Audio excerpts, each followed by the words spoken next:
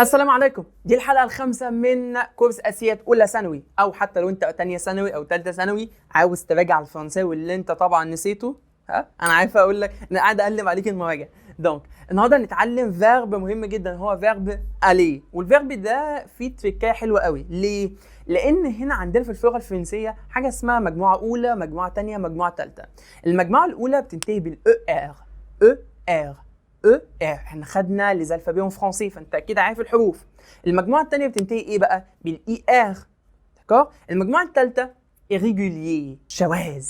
ليه بقى؟ لان فيها تريكات كتيره جدا والتصريفات بتاعتها بتكون كتيره جدا جدا جدا. احد الافعال دي هو فيرب الي، والتركات بتاعت فيرب الي هنتعلمها قدام. هو في المستقبل بنستخدمها في حاجه اسمها futur proche، المستقبل القريب. لما اجي اقول مثلا جو في au club، أنا رايح النادي.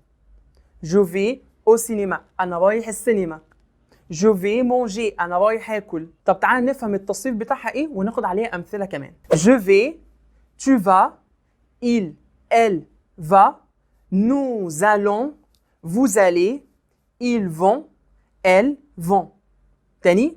Je vais، tu vas، il va، elle va، nous allons، vous allez، ils vont، elles vont.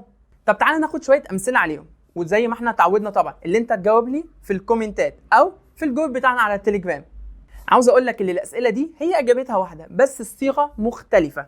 فبقول comment allez-vous، comment vas-tu، comment ça va. الإجابة واحدة. je vais bien، ça va bien، ça va très bien، يعني كويس جدا، حلو، 100 100، ça va marche، حلو جدا. لما الميسي بتاعك يقول لك ça va bien ترد عليه تقول له ça va très bien، ça va marche، très bien، c'est comme ça. ما تنساش في اخر الفيديو تعمل لايك وتشيره مع زمايلك كمان، واشوفكم على خير في الفيديو الجاي. سلام.